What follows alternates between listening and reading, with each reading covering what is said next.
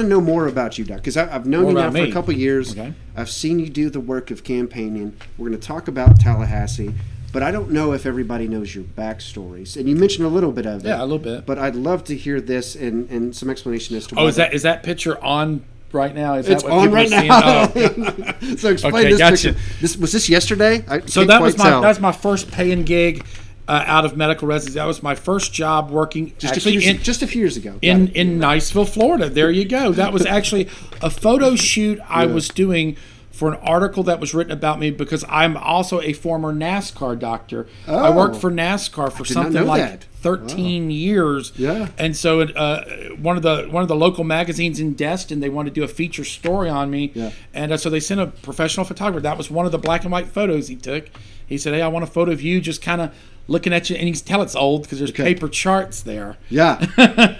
This is not the oldest photo I've had. So just No. I've had actual people on here, and I love them to death, but with like legitimate black and white photos. There you go. That I had to put color on for them to like show. So that was my first practice. That's great. Like you say, I'm a medical doctor. I'm a family doctor by trade. Yeah. I grew up in the Deep South in Mississippi.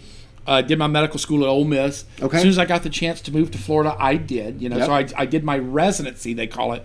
Basically, you're a student doctor. I did my residency at Daytona Beach. Okay. And that's how I got hooked up with NASCAR. Got it. Other residency programs, whereas other people were applying to the Mayo Clinic or this and that, or Shands, I went to Daytona and I said, wait a minute, you can work when? Yeah. As soon as you get here, and you can work as Rusty Wallace's doctor. Yeah. And Dale Earnhardt, I get to treat Dale Earnhardt. How cool is so that? I said, the Mayo will just have to wait. I'm going to go to Daytona. I'm going to work at Daytona so cool. International Speedway, and of course the big Halifax Medical Center. You know what's cool? And again, we'll get to the later part of my story later, but the people at Halifax Medical Center, when they need help in the legislature, they call me. Isn't that an honor? Yeah. Isn't that they know I'm going to be loyal to them back in Daytona because that's where I did my training. So I'm thinking of like Donald Trump right now, right? I'm thinking of here's this guy who has all of this like exec experience, but he's also worked with people, everyday folks, and that's his appeal.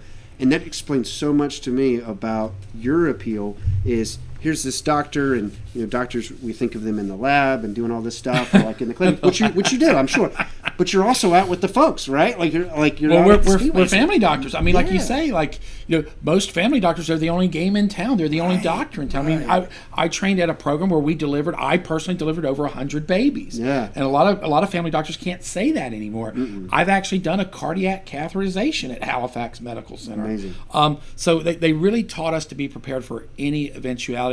And then, of course, to kind of tighten the circle. So I always knew that I was going to come back and practice in the Panhandle, right? I've been vacationing here since I was a young boy. We saw Navarre grow. I mean, we've been driving through Navarre when it was just a spot in the road on the way to Fort Walton, on the way to Okaloosa Island, and the best way, the Aloha Village, right? The island or the conquistador condominiums on Okaloosa.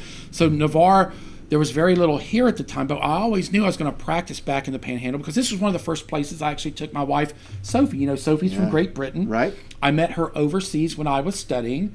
We got engaged. I brought her back with me. And other than meeting my parents in Mississippi, the very next place I took her was right here. Nice. Isn't that something? So we always knew we were going to live in the Panhandle. I'm putting her on the schedule, so we're gonna get her on this show sometime. Okay, awesome. We're gonna get her perspective on all this. I'm sure she'll be quite entertaining. It's coming, but that's amazing. So for you, it was always kind of a dream as well to be. Oh, this is where everybody in Mississippi wants to move to. Are you kidding me? It's the same from Memphis. I mean, I'm sure that's why we're seeing the growth we're seeing now because after all the COVID craziness, people are like, I'm done with this town. I'm done with Nashville. I'm done with Atlanta. I'm done with Dallas. Right. And people realize, hey, all my life I've wanted to move to Florida. Let's do it now. The free state of Florida. On the military side for me, they said, "Oh, your next assignment's D.C." in the middle of COVID. I was like, no thanks. I can leave this beautiful place that my family's fallen in love with, that I've wanted to live in my whole life, right? Or I can go to D.C. I'm like, no, I'm good. I think I'll stay. I'll stay. And for me, it was always that same thing. As we would come down from Memphis for vacations, and I was just like, well, people live here, Mom, Dad, can I do that? They're like, when you're old enough, son, right? And so when my career path and this place, aligned, that was it for me.